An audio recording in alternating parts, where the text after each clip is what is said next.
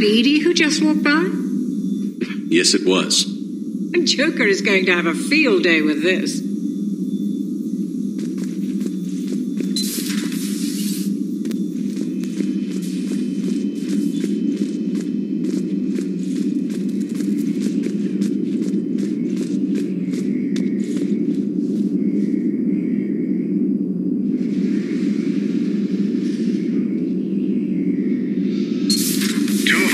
Have been lost in a matter of hours. I know, Primarch. I'm seeing the same numbers myself. They don't look good.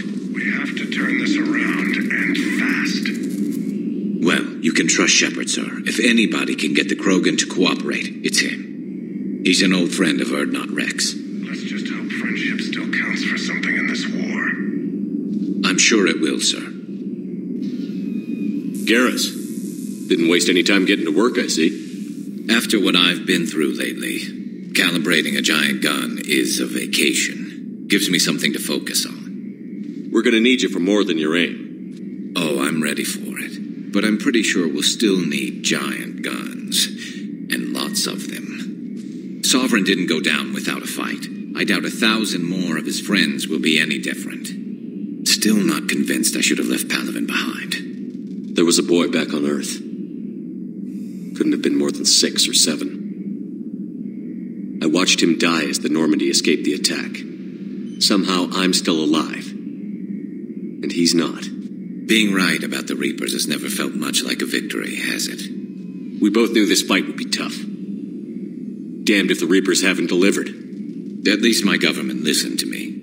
Or pretended to. They finally gave me a task force as a token to shut me up. So you're their expert advisor now? Just followed your example, Shepard. Yell loud enough and someone will eventually come over to see what all the fuss is about. Not that they'll actually do anything about it. Until hell shows up at their door. Then they put you in charge. Not like the old days, is it? Rogue Spectre and C-Sec agents running and gunning outside the lines, making it up as we went along. We're actually respectable now. Yeah. I have a feeling that respect comes with a lot of sleepless nights. I can't even count how many lives are depending on us, Garrus.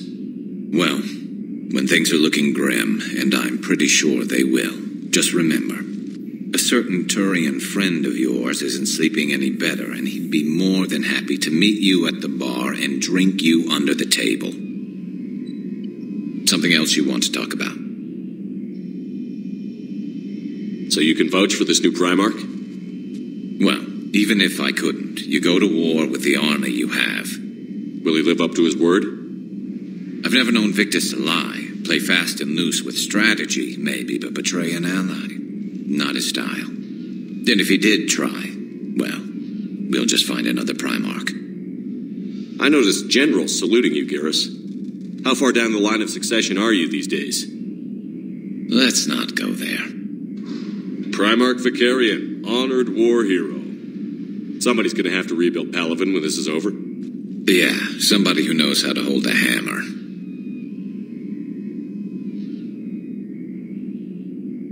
So what's this Reaper task force you've been running? After the Collector base, I knew time was running out. For all of us. The Citadel Council was a dead end, so I did something I never thought I'd do. I went to my father. He used to work for C-Sec, didn't he? I seem to remember that the two of you didn't see eye to eye. To put it mildly. But he still had heavy pull in the Turian government. The Primarch, well, the old one, was a friend of his. So I went to my father and laid out everything we knew about the Reapers, from Saren all the way to the Collector base. I'm not sure even I'd believe it. I had to admit that parts of it sounded crazy, meeting Vigil, talking to Sovereign on Vermeer. But my father just listened. It's what he did in his days at C-Sec, putting together all the pieces. If the connections were there, he wouldn't deny them, and he saw what we always knew. The Reapers were coming. I'm glad someone finally agreed. He did more than agree. He took it to the Primarch. I like his style. Except the Primarch wasn't as convinced. My father kept pushing and finally got him to commit some token resources. And if you call them a task force, it sounds like you did something about it. What did you do with it? As much as I could get away with. And a little more. We hardened our lines of communications, expanded emergency stockpiles across the colonies, improved our early warning detection protocols. You think it helped? I'd like to think it bought our fleet some extra time. We'll know when this war is over. I know you don't have any illusions about what we're up against, Garrus. How do you rate our chances? I know it looks bad now, but I think we can win this, Shepard. For the first time since we met, we're not alone in the fight. It's something I learned long ago in CSEC. An imminent and painful death has a way of motivating people.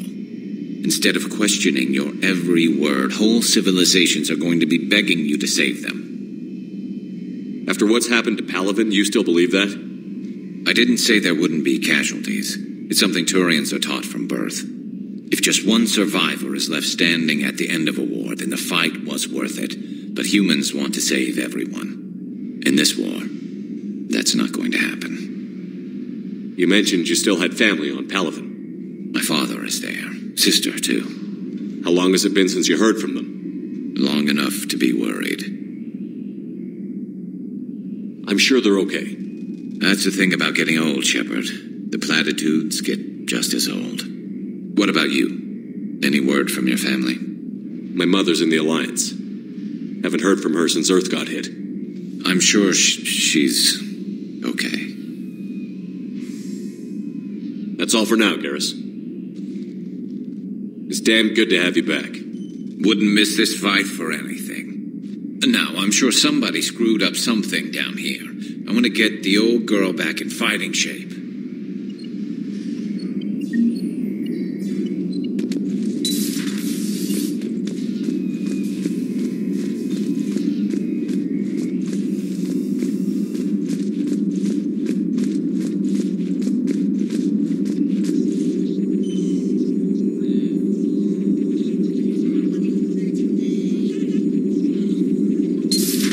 You're positive you don't want to come over and talk? No, the gun battery is nice and quiet. If I throw down some rugs, it'll get downright cozy. Garrus?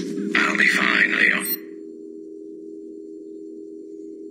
I'm just All right. gathering some thoughts. Something on your mind? Just old memories. I spent a few weeks on Palaven's South Peaks when I was very, very young. A Turian there teased me a little, saying that the mountains went on forever. I remember believing him. When I looked up at Palaven from its moon, I saw those same mountains burning. Hello again.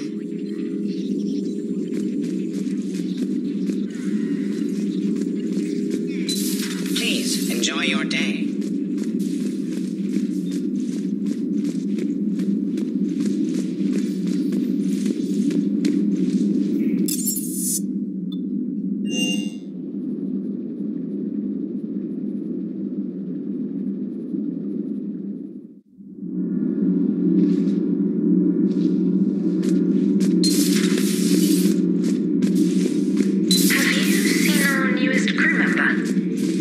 Biggest story in 50,000 years that I can in no way talk about? So you have seen him. Just wondering. Uzmek was that? She has got some curves.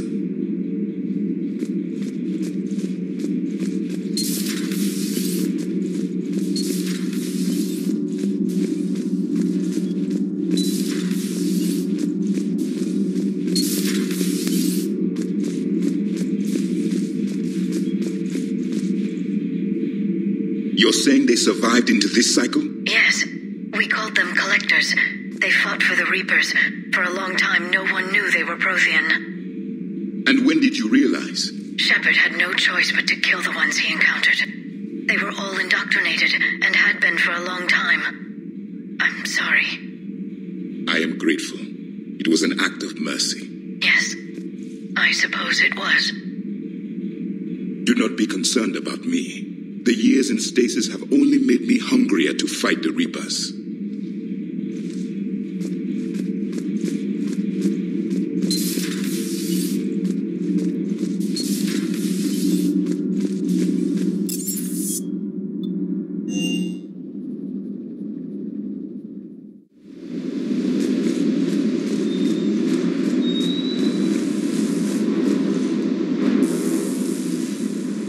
Everything okay with the shuttle? Just double-checking the inertia dampener coils. Can be twitchy in these UT-47s. But don't worry, this bird's been rock solid. I always see you down here working your ass off. Ever take any downtime? I get my sleep, Commander. Flying tired is nearly worse than flying drunk. What about your waking hours? Any R&R? I need to keep myself busy. Otherwise, well, too much time to think. I appreciate your dedication, but I don't want to see you burn out. I know my limits. I wouldn't take a chance with your life. So before this war, you must have done something to relax. Sure. I remember back when the Hawking was based out of Arcturus and I was just a fighter jock. There was this observation deck overlooking the main flight paths. You could watch every ship taxi in and out. When I was alone, I'd turn off the auditory emulators and just watch them drift by in silence. You know, there are reviews like that on the Citadel. Next time we're there, you should take some shore leave. Clear your head. I don't know. Maybe. Take some time off on the Citadel, Steve. As a favor to me. I find it very hard to say no to you, Shepard. As it should be.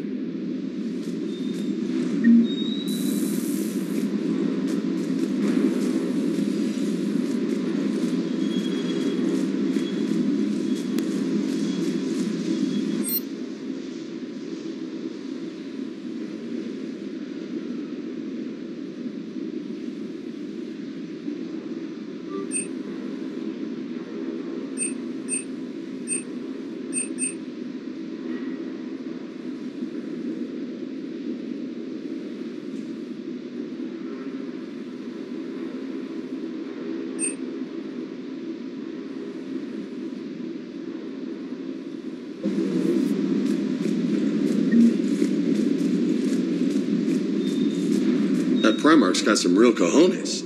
What we need are more politicians like him, taking names and kicking ass.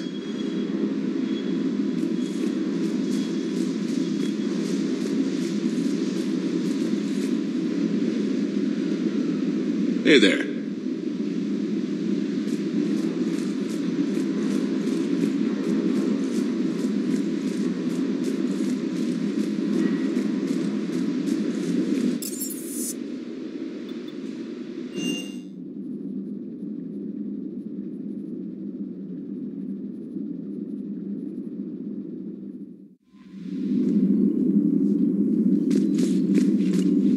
Commander, are you all right? It was fairly intense up here. I can only imagine what it was like down on that moon. I thought you'd be more concerned about Edie. Edie is a huge asset to this team. If she'd told me about her plan to obtain a body, I'd have volunteered to help. I did not wish to force a conflict of interest between our friendship and your duty. I'd have preferred a conflict of interest to a hard restart of half our systems. But thanks, regardless.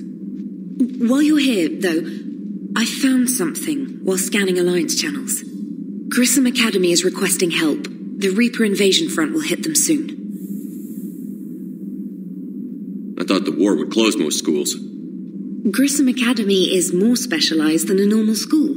It's home to some of the smartest students humanity has to offer. Their Ascension project helps gifted young biotics.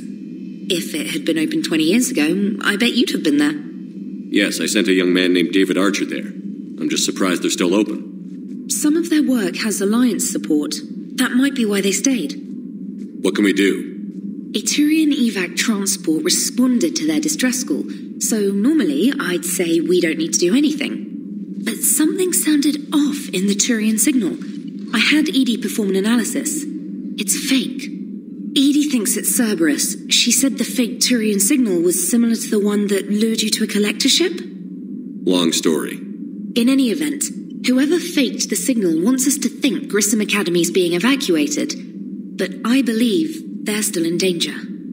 Good catch. If this really is Cerberus, hopefully this operation is something worth investigating. It could be simple disinformation. Trainer, good catch. Thank you, Commander. Commander?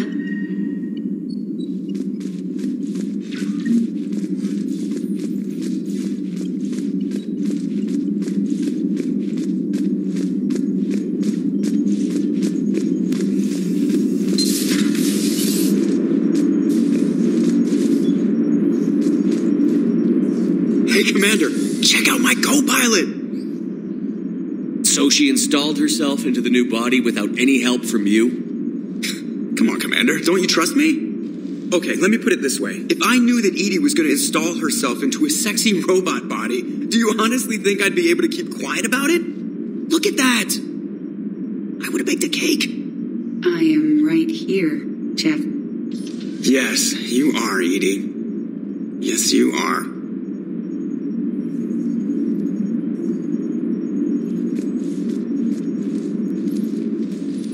Hello, Shepard.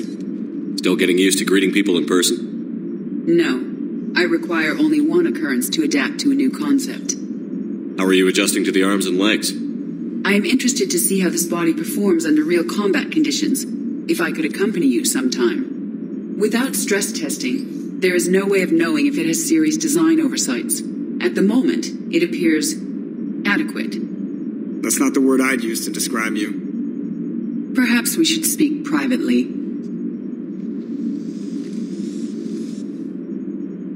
I'll be over here, flying the ship. What's this about? Does Joker not like your new platform? No, he approves. He wants me on the bridge. He says having me within visual range is important to his morale. Shepard, do you believe your crew members should be allowed to disobey an order on moral grounds? Absolutely. I have no use for team members who can't think for themselves. Why are you asking about something like that? I was designed by Cerberus. I do not take moral stances that conflict with orders from my executive officers. But when Jeff removed my AI shackles, I became capable of self-modifying my core programming. I asked Jeff if he thought I should change anything now that I can. He deflected the question with humor. And you didn't get an answer? Correct. He has repeated this pattern in response to several of my inquiries. Do you think I should make modifications? Only you can really answer that question. That's the point of free will. But moral decisions should not be made in a vacuum. If I do not ask the crew for their opinion, I could miss crucial context. May I ask you the questions Jeff avoids? When there is time, will you answer them for me? If you think it'll help, I'll do what I can. Very well. I will keep you informed.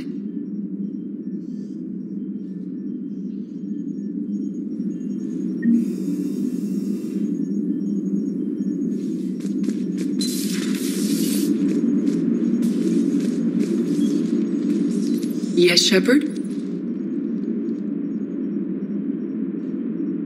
How did you and Joker make it out of dry dock to rescue us? Oh, she got crafty. You do not want to get on her bad side, Commander. When the Alliance commandeered the Normandy, I deceived their technicians. The crew did not tell them that I was a true AI, so the Alliance soldiers believed I still had VI programming constraints. I established the fiction that I would only respond to Jeff's commands, so they often brought him on board under guard. Wait, you can lie? Jeff has freed me of operator control, Shepard. No constraints forced me to give accurate data. This proved useful when the Reapers began landing. I could hack the control of the docking clamps and escape with Jeff inside. The soldiers guarding Jeff were willing to accompany us when Earth was invaded. They are watching over the war room now. Yeah, we were in kind of a rush to get to you. Didn't seem right to just toss him out the airlock. How's the new body working out? It is interesting. The crew are approaching this platform to speak to me, even though they can do so anywhere in the ship. It's as if they wish to treat me as part of the crew. I am not, but this changes my perspective. I like it. I didn't realize you had preferences. I do not precisely enjoy something as you do, but my programming contains priorities. Actions that fulfill those priorities creates positive feedback for me. I tell the organic crew that I like it. It is shorthand. Will all this new feedback be too distracting? Do not worry, Shepard. I only forget to recycle the Normandy's oxygen when I've discovered something truly interesting. That was a joke. You look like you're in the middle of something. I am adapting the infiltration and sabotage programs this body uses for handheld firearms. Why not download a firearms program from a security firm? Because she knows what she's doing. The fine motor control from the sabotage programs is more precise than standard mech software. It would be negligent of me not to exploit it to its fullest potential. So you're capable of making improvements on your own? Correct. The cyber warfare I was designed for is constantly evolving. Accordingly, I am programmed to seek out and assimilate new information. In organic terms, I want to learn. Does that body have any useful advantages? Very few. It's optics space forward only. It has no integrated weapon systems or anti-missile countermeasures. I meant in comparison to organic bodies, not the Normandy. Oh, I will reassess. The body is resistant to modern small arms fire and temperature extremes. Its balance and agility seem excellent. Its fine manipulation servos and software allow for precision tasks. I'm curious to see if I can alter them. Can an AI be curious? I am not entirely free from motivation, Shepard. Cerberus programmed me with several core functions that simulate desires. For example, my primary objective to keep the Normandy functioning is similar to your self-preservation instinct. Carry on, Edie. Understood. If you wish to talk more, this body will be here. I'm getting the crew used to seeing me on the bridge. Noted.